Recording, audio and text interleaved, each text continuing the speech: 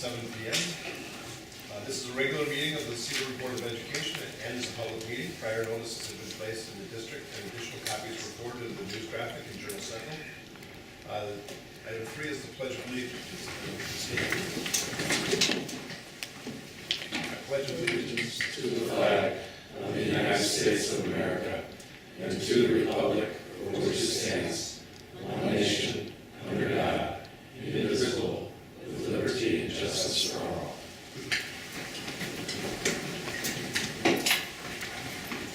The next item is school board resolutions and recognition.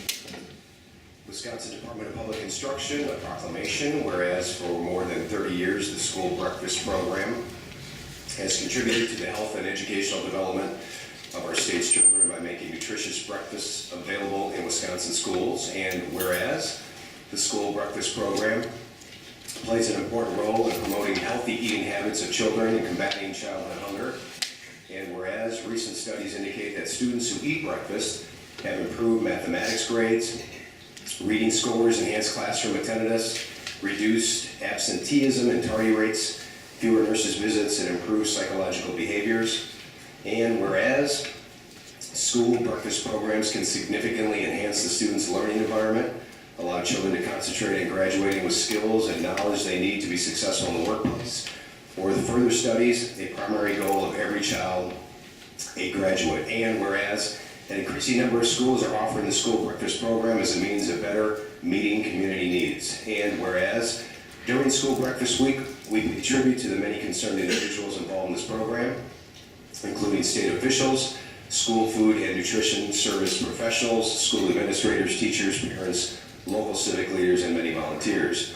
Therefore, be it resolved that I, Tony Evers, State Superintendent of Public Instruction, do hereby proclaim March 7 through 11, 2016 as School Breakfast Week. Thank you.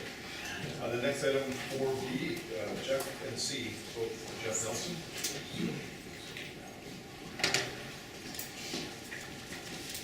So behind you is some of our students that have been recognized with, they've been recognized as distinguished as Scholastic Art Award winners. So I will say Tesmonte Gold Key Painting. It's not in line with where I am, but I'll catch up. Tesmonte Gold Key, Meg Thorson, Silver Key Digital Art, Emily Gable and Silver Key Ceramics.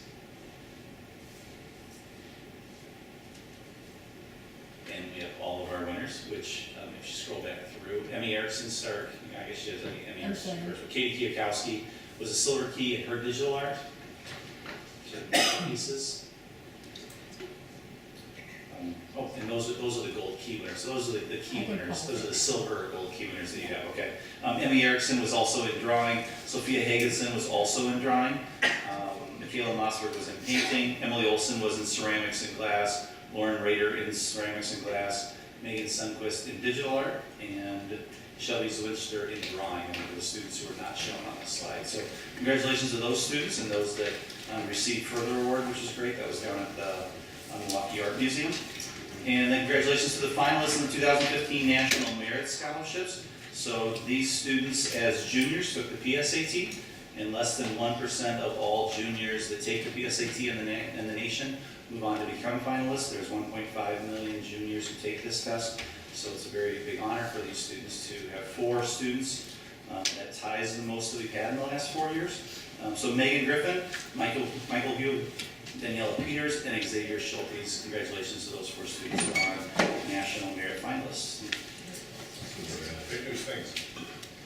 The next item is... Just one more recognition. I have Luke Lechner's here. He's the tech ed teacher, the autos teacher here at Cedarburg High School. And I thought I have Luke come up to the podium and he's going to share with you an award that they received, the autos program. And maybe Luke, you can say a little bit about the competition that your students participated in last week. Hello, I'm Luke Lechner. So as was stated, I teach the automotive tech ed classes here. Last week we were in a competition down at MATC Oak Creek, and the name of the competition is Technicians of Tomorrow. There was 5 teams that made it into, this was like a second round of the competition, and we placed third, so it was actually a pretty kind of prestigious or a big achievement for us. Essentially, the first part of the competition was a written portion. Students had to take an online test. I can't even see the test. I couldn't even administer it. They take it pretty seriously. So there's like a little over 100 students in southeastern Wisconsin that took this, and then they take the top 2 scores from each school, combine the score, and then they pick the 5 best schools that go on. So we were fortunate to make it to be the top 5, and then also to then go on and take third place. So the competition, it's pretty cool. I went to David Hobbs Honda the week prior, picked up a brand new 2016 Honda Civic with like 17 miles on the car. So I mean, like, to be in high school and working on a brand new vehicle and like going through and bugging it or going through it, trying to diagnose the problems that I put into it, and students, got to work on it. It was a great experience. I mean, it was just very cool. Kind of just taking the program to the next level. So just exciting and new things that we're working on. So It's pretty exciting. So he took third, the team took third place, and the teams that took first and second were nationally accredited teams. So it was the first time the top 5 that was not certified at that national level, and this was our first showing. So very, very impressive. And it just happens that this week, Jeff, myself, Alan, and members, Chad, Kieran from New Chevy, and members from the Wisconsin, Adam, I think is what it's called. yeah, the Auto Dealers Association, Correct. of Milwaukee, and then also the Wisconsin and Auto Truck Dealers Association. So honestly, some pretty big, important positions as far as the automotive industry, really strongly backing us and support and just trying to push us forward. So it's great to have just that collaboration and that support here at Cedarburg.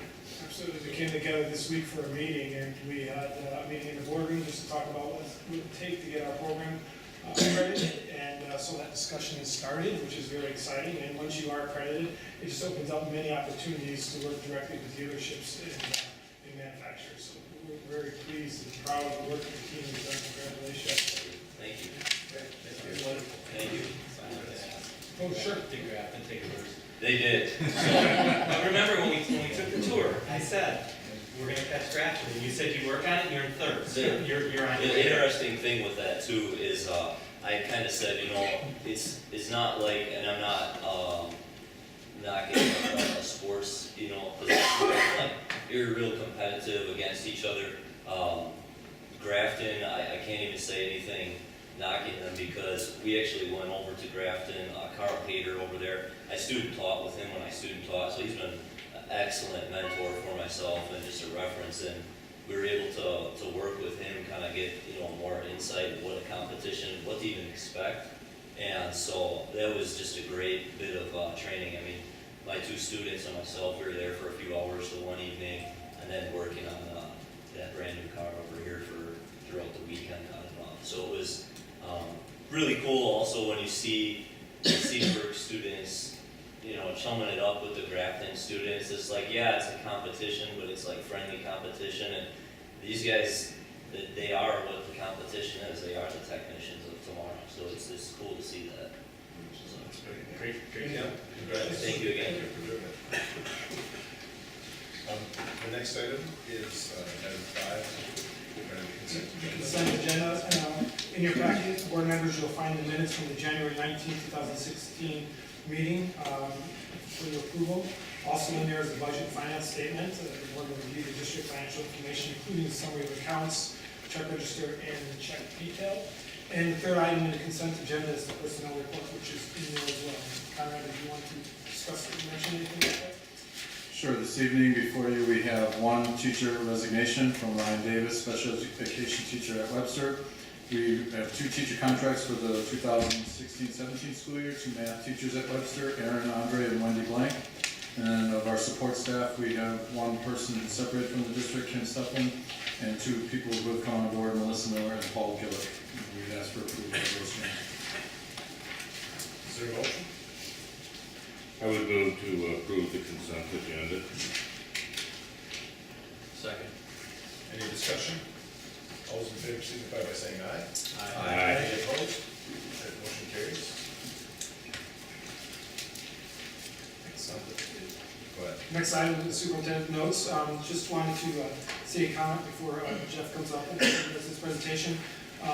All the board members are invited to visit with Senator Strobel and UW President Ray Cross this Friday. Senator Strobel has invited the President Cross to come and enjoy Cedarburg High School, and we are hosting a visit from 10:30 to 1:15, and Jeff has worked out a schedule where they're going to visit classrooms and have a tour of the building, and enjoy lunch with some juniors and seniors, and also enjoy lunch with the administrators. Although I don't know how enjoyable that would be for them to sit with administrators, but they're going to have lunch, or actually have a round table with us, not lunch. So lunch is with the students, and then a round table with the administrators. And again, that's from 10:30 to 1:15 this Friday. You're certainly welcome to join that tour. Next on the agenda is the Cedarburg High School report, and this evening Jeff is here. You can see he has a lot of company, the administrators of the high school, and Jeff will share with you what his presentation is. We're making an exception this evening because usually we don't have any props with these presentations. It's really about celebrating learning and teaching, and the last two schools who were present were just speaking to the board and speaking to the audience, and this evening we made an exception because Jeff's presentation has to do with the performance going on this evening. You know, us at the high school, we just like to take things to a different level. Yes, we do. The rules are really for everyone else. So we appreciate you humoring us tonight. When we talk about this at our department chair meeting, we try to start thinking of what should we celebrate with the board that they may or may not know a lot about, maybe hasn't been brought to you before. We talked about the robotics program, bringing them back as they're heading into their final build next week. And getting ready for that. You've seen them before. So as we were thinking of, like, what were those things that would be great to showcase, the idea of showcasing our theater program. And the musical is going on right now with the senior citizens. There's over 100 senior citizens in the CPAC right now with that going on, which is a great thing that they appreciate. It's a great opportunity for our students as well to get ready for opening tomorrow night. But the problem is trying to have, so our idea was we were going to have kids who are involved in various areas. You may see the kids on the stage, and unless your kid is either on the sound booth or in backstage or in the orchestra, you may not know about those students. And so we're trying to think of ways we can get more students involved, and but unfortunately they're doing the senior citizens. So they did a little taping for us, and we're gonna be able to hear them a little. So this is my first. So in 7 years that I've been here, this is the first time we actually have one of our we have a teacher who also is our play and musical director.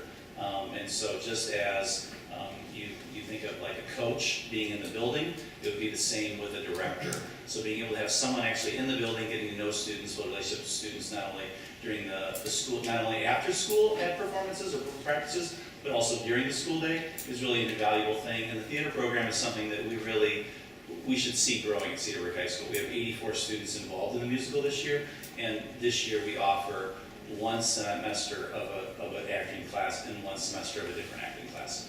That's really, really something that we need to build, and having someone in our building to do so would be great. So we also thought it'd be a great way for you to meet Kristen Mickey. Kristen Mickey taught the Germantown School District before having children and staying home, be a stay-at-home mom, and now is coming back in the teaching profession, teaching part-time for us. So it's worked out great with her schedule, and it's also worked out great for us. So she talks the longest out of everyone, so when you see 4 minutes, don't freak out that everyone can talk 4 minutes, but she's obviously saying great things to you, so I will let her talk. Good evening, Cedarburg Board of Education. My name is Kristen Mickey, and I'm the new theater teacher and director at Cedarburg High School. I really wish that I could be with you in person tonight, sharing all of the wonderful things that we're doing in theater at CHS, but it is our last dress rehearsal before we open Guys and Dolls tomorrow, and it is our preview performance where we have senior citizens from the community come in. So we have an audience, and there's much going on, so I really needed to be here tonight. But I thank you for the opportunity to come to you via this video message. I'd like to to take a minute to talk to you about the 8 C's of drama and sort of why we do what we do as a theater educators, and also just how we really want to grow the theater program at Cedarburg High School, and these 8 C's really showcase what theater teaches a student. So I'll start with creativity, just the ability to allow students a creative outlet where they can respond to situations and seek solutions to those situations in a safe, creative environment is the first C. The second C is confidence. So the ability to act and react to situations and people, and to build group and self-confidence through performing is one of those really important C's. The third C is communication. So the expression of ideas to others using voice and movement and space is not only important for theater, but also just a really important life skill that theater teaches really, really well. The next C is compassion. So to be able to think from another's perspective, to empathize with another person or another character, and to be able to communicate that empathy to an audience is a really, really valuable skill. Culture, so the exploration of difference and unity, whether that be historical or geographical, just the opportunity to explore that culture and relay that culture to an audience is really important. Collaboration, the ability to work with others on a shared event, and again, just another really valuable life skill to have that theater teaches. Critical thinking, just being able to really assess the situation, make a decision, and go forward with a decision is something that happens during scene work all of the time. Just acting and reacting and making those really important character-driven decisions that translate also into real-life situations oftentimes. And lastly, challenge. Just really being outside of one's comfort zone. A student may be asked to play a character that they have absolutely nothing in common with, that they need to make believable to a group of people, and just really, really challenging perspective, challenging their capability. There's so many wonderful, wonderful ways to challenge a student with theater. So those are the 8 C's of theater, and like I said, it's why we theater educators do what we do. It's why we feel theater and public education is so important. It teaches so many valuable life skills outside of the stage, if you will. So again, just really, really trying to think about how we can build the theater program here at CHS. So now I'm going to turn you over to some student videos where we ask students what they love most about participating in the fine arts and specifically performing arts here at Cedarburg High School. Again, thank you for allowing me to be with you via video tonight. I wish I could be there in person, but the show must go on. So thank you and enjoy what we have for you tonight.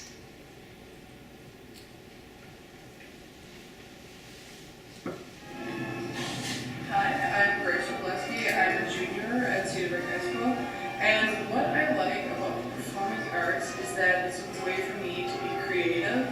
And it's a way for me to be creative without having to worry about anyone judging me for being the creative person that I am. And so that's really what I love about the performing arts and just the arts in general at this school.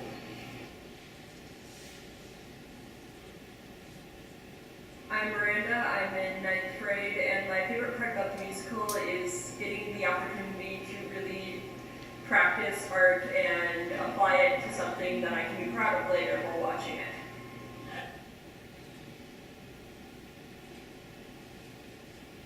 Hi, I'm Hunter Rich, and I'm a senior here at CHS, and this is my 4th show with drama. What I really like about drama is that how even the shyest kid gets the opportunity to be the biggest actor you've ever seen, and it really takes people out of their show.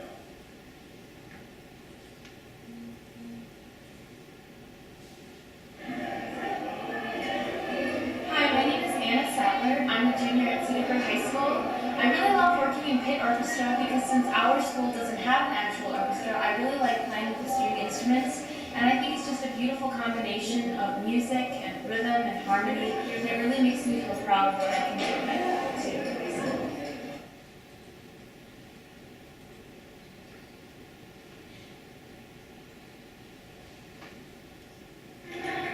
Hi, my name is Gabby Johnson. I'm in 11th grade, and I do the lights, mic, backstage, all that fun stuff. And what I really love about it is it's a way to express yourself that the classroom does not give an option to. So it's a really cool experience for me. So you can see here she's taking a picture of the cast, the 38 students, the orchestra of 22, and the crew that's also working behind the scenes for the 84 students. Production team, Miss Mickey, who you've seen, you all know Victoria, Julie Grisar, who's also one of our 8 art teachers, who's the art director. Chris Bears is one of our new art teachers this year, who's part-time and is the technical director. So great to have another person on our staff who's also actively involved in that area. And then some outside people that we have working with our students.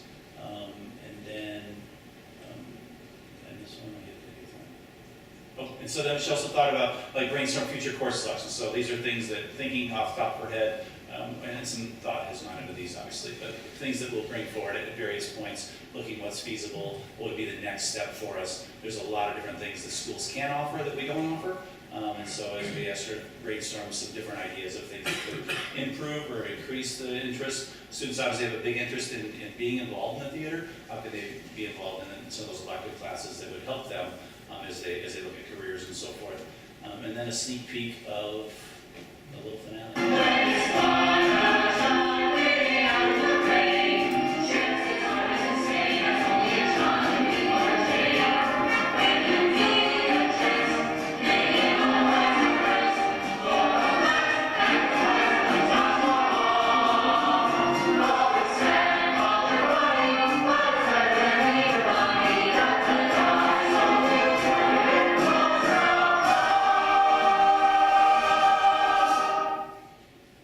So you can see there's 24 people working behind the scenes because this is all not CPAC material right there. So you can see that there's a ton of extra work and effort that goes into that. And so then as a reminder, that tomorrow night, Friday night, Saturday night, 7:30 p.m., board members, there are free tickets for you. It's one of the many benefits you get as a board member.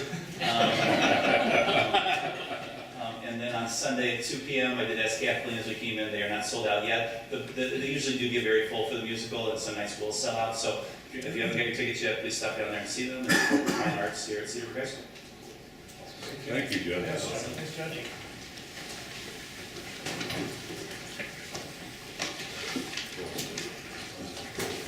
The next item under the SUPS report is teaching and learning team. So I'll turn it over to Ted. Please say a few words. Right, we're time of the year when our teaching and learning team is spending time in buildings working with our school teams around our universal data cycle, where our school teams look at all their map data and other data collected, where we're resurfacing student needs, both that need intervention and enrichment acceleration.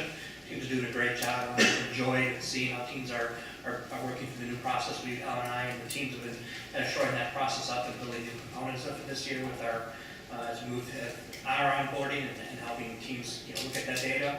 Good to see them thinking about intervention and how they're structuring or restructuring instruction to meet both ends of our spectrum of kids, reaching all kids across the board. So it was a good job. And I see Westlawn, we spent Tuesday with Westlawn and did a great job over there. So very excellent. The spectrum being across high low. Yeah. Thank you, Ted. Yep, so the next item is the recommendations. As per board policy 840, public gifts to schools, the Board of Education must approve the acceptance of all donations to the district with a value of $500 or more. So this first one, I recommend the Board of Education accept a donation $500 from the Gruber Tool and Die Incorporated to be used by the Cedarburg High School girls basketball program in honor of Nikki Williams. Move to approve. Second. Any discussion? All those in favor, signify by saying aye. Aye. Any opposed? Motion carries unanimously. Letter B, I recommend the Board of Education accept a donation of $6,500 from Webster's PTO to be used by Webster Transition School for the purchase of school-based needs. Move to approve. Second. Any discussion? All those in favor, signify by saying aye. Aye. Any opposed? Motion carries unanimously. Next item C, I recommend the Board of Education accept a donation of $1,590 from the Cedarburg Select Baseball to be used by the Cedarburg High School baseball team. Move to approve. Second. I will need to abstain. Okay, one abstention. Any other discussion? All those in favor, signify by saying aye. Aye. Any opposed? And there's one abstention from Jeff Wright. Because you're giving it to us? Baseball fan. Letter D, I recommend the Board of Education accept 3 foundation grant donations totaling $2,119 from Cedarburg High School's PTO. The grants are to be used by the Cedarburg High School Counseling Department for Method Test Prep Premier Online ACT Prep Course, CHS English Department for Classroom Roundtables, and CHS Physical Education Department for iPad. Move to approve. Second. Any discussion? All those in favor, signify by saying aye. Aye. Any opposed? Motion carries unanimously. Next, letter E, I recommend the Board of Education accept a donation of $2,195 from CAPCO to be used by Webster Transitional School for the 7th grade youth courage retreat. Move to approve. Second. Any discussion? All those in favor, signify by saying aye. Aye. Any opposed? Motion carries unanimously. Letter F, there's a handout that goes, that accompanies this particular donation. It's a stand-up desk picture that goes on your table. So I recommend the Board of Education accept a donation of $6,000 from Stark Pavement Corporation to be used by West Lawn Elementary School to outfit certain classrooms with stand-up desks. West Lawn Elementary is a pilot school designed to assess the impact of these desks may have on student behavior and health. Move to approve. Second. Any discussion? All those in favor, signify by saying aye. Aye. Any opposed? Motion carries unanimously. Pretty exciting about that particular donation, you know, think about what the desk used to look like, and I have a real old one in my office, an antique, but when you look at the handout that Katie Ramos provided, and Katie's here, I think she's very vicious. On the back side, it actually referenced some of the research that's associated with this particular desk and potential outcomes from students using this desk. So pretty exciting. Next item, G, I recommend the Board of Education accept a donation of $547.09 from Fine Arts Boosters for the CHS Drama Department's grant request. So moved. Is there a second? Second. Any discussion? All those in favor, signify by saying aye. Aye. Any opposed? Motion carries unanimously. I'll abstain. My wife's on that board. Okay. One abstention. That's good. Letter H, I recommend the Board of Education accept a donation of $1,653.45 from Fine Arts Boosters for the CHS Drama Department 2015-16 grants. So moved. Second. Any discussion? I'd like to just make a quick point. I didn't total these up, but I'm estimating these are about $20,000 in donations this month, which is just, again, month after month, it's really incredible to see the generosity in our community and different groups that really take an interest in our school district. It's wonderful. Absolutely, Kevin, and it's not just for one particular program, it's a smattering of programs throughout the system. No other discussion? All those in favor, signify by saying aye. Aye. Any opposed? And one exception. Other exception, okay. Motion carries with one exemption. Letter I and letter J kind of blend into each other. I'll start with letter I. The board may take action to change the resolution approved at the October 28, 2015 board meeting to commit $449,255 to the fund balance by reducing the amount committed to the fund balance by $225,097 to reconstruct 8 varsity tennis courts for the 2016 fall season. This is a change to that recommendation that was made in October, and this change is due in part by the ongoing conversations we've had with the city, and at this time the conversation continues. We have received bids and are somewhat under a timeline, and I absolutely believe our students deserve a playable surface for the 2016 school year, so we have the funds to be able to make this happen for this coming tennis season. And so the recommendation is that we make the change to that fund balance resolution back from October. Any questions or motion? Where are the discussions with the city right now? So we had a meeting, a very collaborative meeting on February 10th. I was there, John Coster was there, Kevin was there, and there was representation from the city. And they came looking for some clarification on usage numbers, and we provided those numbers to the city and pretty much gave them our numbers based on what we have per the John's department. We tally those numbers based on the requests that come in, the hours used, students. And so we provided the numbers. We had some conversation around solutions and discussion around cost. And the cost that maybe you had seen in the paper was based on a certain set of numbers, and we provided numbers that were more aligned with what we believe the cost should be. And so we had some brainstorming around that, and the meeting ended with them taking that information back to the city council. And so there was no commitment by the city at that time. And so this resolution, what we're asking is, it's based on the fact that we have no commitment from the city. I think we owe it to our students to move forward, and if in fact, the conversation will continue with the city, and there may certainly be an opportunity at some point where the city kicks in a portion of that cost, or there's other options that will be discussed as the city in fact wants to. This was really a discussion, the boards weren't present, so it's not like we could make a decision or anything like that, but just discuss, they wanted to talk about other options, what, other potential items, their amount of usage, try to clarify that information. And John did a very nice job of providing all the data and the backup, which we presented to them. And, the next step was, okay, take that back to your board and talk to them about it.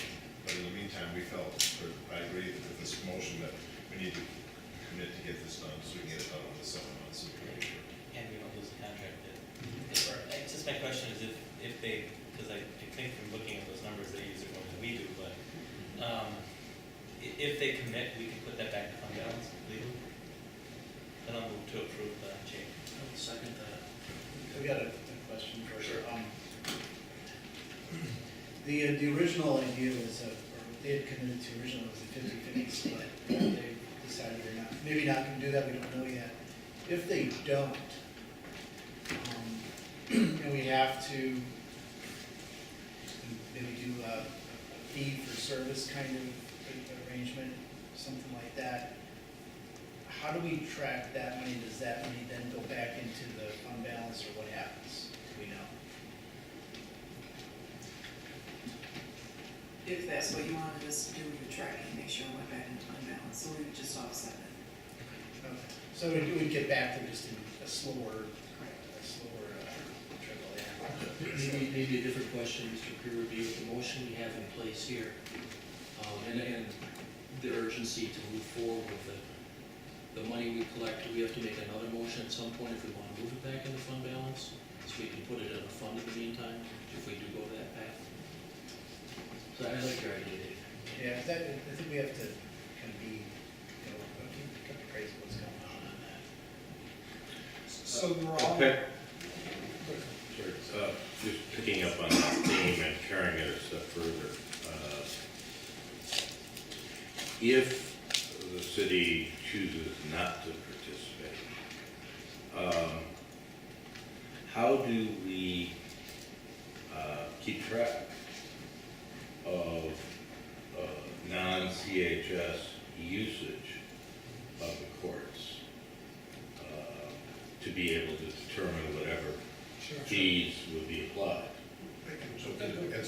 Right now, John has a form that's filled out. The city and if the town is using anything or entities, if the city fills out a form, requests a number. I saw the form for the tennis courts. They request 8 courts on these dates. And we don't charge anything for it currently. We just say, okay, those are blocked in. And John tracked all that information, has all the dates that they used it and how many hours. So that form would still need to be utilized. You want to kind of capture the courts for your use, as opposed to a couple parents taking their children up there and playing tennis on a court. That can happen anytime. But if there's an event going on, they block those in. The city currently blocks those in advance for their rec programs. They're doing various rec programs or senior tennis programs, things like that. So they fill out a form. I don't know the exact date when they do that. Very early on, they lock those courts in. They'll be filling that form out in the next couple of weeks. I'm sure there's a little apprehension as to filling that out at this point. But what will happen is that is tracked their program in the summer occupies those tennis courts virtually all day. So they're from 8 in the morning until 4 o'clock at night. So their programming, we would know if their programming is going on. They just can't walk up there with a program and occupy those courts. They'd have to inform us of that. And there's other means with which we can, you know, if we had to, we could lock the courts and then only open it for permitted people, if people want to put a request in for it. We're not at that point. We quite frankly leave those courts open for the public to come and play. And if you wanted to go play tennis, I haven't seen you up there lately, but if you wanted to, you could go up there and play. And anybody could go up there with their kids. I mean, the public paid for them, and the public's got the right to use it. Much like we do the track, where we have the gate where they can walk through and run the track if they desire, and do. You may have just answered my following question then. If you and I decide we're going to go out and play a singles match together on Sunday afternoon, is that covered under the city's fee structure or not? No, the cities, no. I mean, if we wanted to go and rent that court, there's signage on the courts where you would make an appointment with our department, call and then book that court for, it's $7 a court at this point in time, an hour. So we don't charge citizens, you and me, to use the court. It's only if you reserve it. Correct. And you have a larger group that you... And it could just be if you want to be guaranteed to get court number 1 on Friday at 6 o'clock at night, you'll call our office and you'll book that court. You'll have that receipt in your hand, and then that court is yours. So if you want to be guaranteed a court, you would call our office, book that court, and then you get the appropriate paperwork that would define that court is yours for the duration that you would choose. So it sounds like, oh, go ahead. I'm sorry, Mr. President, then question back to you. Has this city had this on its agenda yet? I do not know. We had a meeting and kind of left it, they did a while ago, and they voted unanimously. Yeah, but since you had the meeting on February 10th or whatever the date was, I'm not aware of that. they have not. And I know this is not a matter of fact, but just a matter of speculation on your part, but based on that meeting on February 10th, are you inclined to believe that they will want to participate in this? Or did you get the sense that, no, they're pulling back on this? Yeah, it's tough to say, because there was no, agreements, or, it was more, gee, are there other options we could look at? And if I were to guess, I would be total speculating. I would think that they might not want us funded, but I don't know. They haven't voted on it. We didn't ask them to commit to anything. We said, we think you use the courts as somebody we just call it 50-50, but we think it's more than 50% of the time the city uses it for their programs, which I'm all for. I told them, I think it's great to have the tennis programs in the community in the summertime. It's a wonderful use of the courts. Might as well use them. It's great. We don't charge for them to use them. I think it's a great relationship we've had for many, many decades, and I'd like to see it continue. If there's a way to do it. Our issue is we got to decide if we're going to get these courts done, and I think we need to just say the city's going to do what they need to do. We can't control that. We don't know if they're potentially ending their tennis program. I don't know. We don't know any of that. It's all up to those are all their issues to deal with.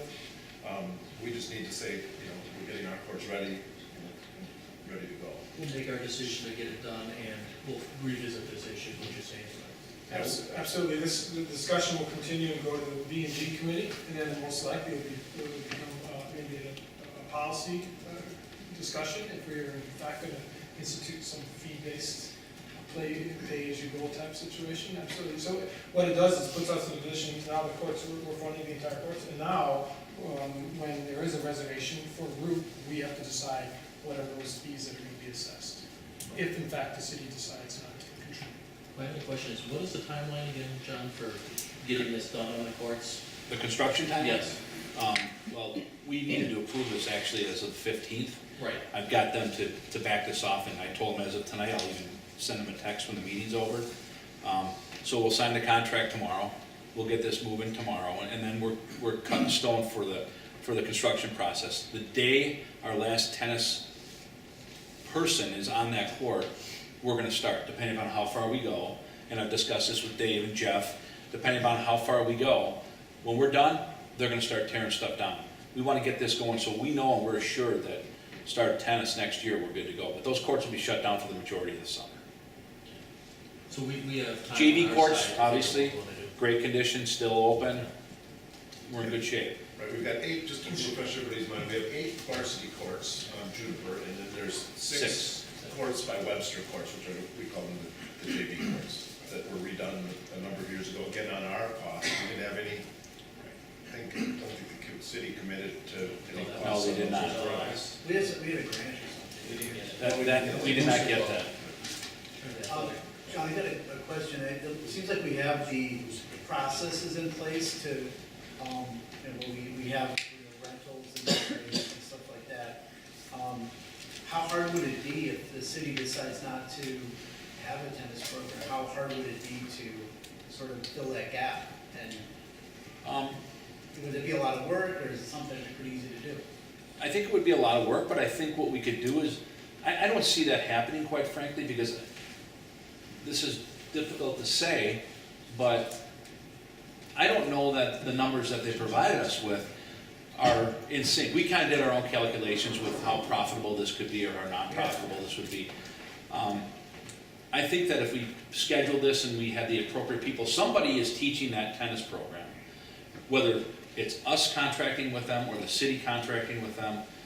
I think to have one program, we could make this work. I don't know that there would be a void of tennis in the community because the city chose not to take that on. Okay, and if we made it work, it would be a profitable venture for... We wouldn't lose money on it, I don't think. We would make sure that we calculate it out and we could work on this somehow. But now we're getting into a different... It's a different stage. No, I understand. Yeah. And I think a lot of this is really, I took away from that meeting, we gave them data to the city, we have to wait for them to respond back to us. There's nothing we can do except focus on our business at hand, which is we need to get these courts done. We hope they come to the table and come up with a great agreement. If not, we'll hear what their response, reaction is, and then we'll have to deal with that at that point in time, whether we go to hourly rates or And increased rates. if I could, Kevin, I just want to remind you that I know this is coming up and we're kind of at a deadline, we got to push this forward. This wasn't because of us, this wasn't our doing. We knew 3 years ago that this was in place and we were going to do this on this date. It wasn't a surprise to us, and I know there's some new board members, so it may be like, are we jumping into this right away? Do we know? We knew all along that this was going to happen at this date. In fact, it probably could have occurred last year. We did a couple of moderate patching. We did not do any patching at all this fall for the very reason that we knew this was going to come on. I'm envisioning those cracks being larger and a little less playable start spring, but I think it'll be okay for the varsity season, but it is time. And I did relay that to you with the dates of construction, and it's time for these courts to be renovated. We've gotten a lot of use out of them many years. And the agreement with the city had been something that was done many decades ago and continued a long time. And I think it was a shock to at least me. I don't know if other board members at the city said, no, we really don't want to do that anymore. You know, there's nothing we can do about that. You know, they have their board and we have to deal with our issues from our end. Hopefully we work it out. We just have to hope that they, after looking at the numbers, decide they want to do that, because otherwise, they are a significant user, free user of all of our facilities, and I hope that we can continue to have a good working relationship. Right. And that discussion we can take that discussion on at a building and grounds committee meeting or even a policy committee, whether we change policy or we change fee structures or what it might be. We did have at the last building and grounds committee meeting a discussion about fee structures being low. And I gave you some comparisons as to the other schools and what those fee structures are. That would be an opportunity for us to discuss how we move forward. This isn't the last of the discussion. In fact, this is very much the beginning of the discussion. And what we're committed to is honoring our agreement to really provide a playable surface for our students and to the community. And we're happy to honor that. And again, it's just a matter of, who pays the expense of it, really? I mean, it's not like we're just gonna absorb it. district, we can't do that. Well, at the end of the day, if we do, it's still our product, our campus, and we can dictate the terms at another meeting. I did ask Karen if we have the money in fund balance to do this, and she said we do. Would we follow this motion this way? Yep, there's a motion, was there a second? Yep, Jeff. Okay. Any other discussion? All those in favor signify by saying aye. Aye. Any opposed? All right, motion carries unanimously. Excellent. Send your text. Thank you. Jay, one more, then we can send the text.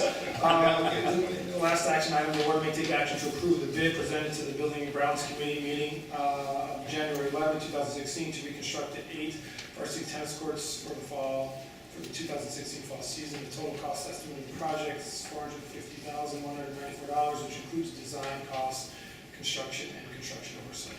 Move to approve. One second. Any But I dis- have a question. Yep, go ahead. What's the difference between the 450,194 and the 449,255? The 449,255 is what we committed in October, the cost of use, we lost next year's budget, we deducted that. And we took it out of the budget? Yeah, but that was the fund balance amount. It's almost the same dollar amount. That's why I was like, okay, what are we? Yeah, that was the fund balance. I was wondering if John was doing something for free. That's a good question. No, the 225,097, if you multiply that by 2, that totals the 450,194. So we funded half of it last month, now we're really funding the other half this month. Good question. Any other comments or questions? Motion's been made and seconded. All those in favor signify by saying aye. Aye. Any opposed? Motion carries unanimously. Thank you. Thank you on behalf of the students and the community. The next item is the public comment section. Is there anyone who wishes to speak tonight publicly? Or once, twice, have to wait till next month? All right, let's move on. Committee reports. Item 8. Jeff, Personal Finance Committee? Yeah, next meeting is March 10th. The last meeting, we really just covered old ground, looking backwards and forwards with the budget process and their model. Second time. Okay, no one repeating that here at this past one. The next item, item 9, would be adjournment into executive session. It is anticipated the board will adjourn into closed session to 1, approve executive closed session minutes of December 16, 2015. 2, approve board development minutes of January 13, 2016. 3, consider performance evaluation data and teacher compensation plan, which involves discussions of specific public employees over which the school board has jurisdiction or exercises the responsibility pursuant to Wisconsin statutes 19.851C. And lastly, consider employees' performance evaluation and contract renewal for non-renewal and compensation pursuant to 19.851B and C of Wisconsin statutes. Move to adjourn into closed session. Second. Motion and second, any discussion? All those in favor signify by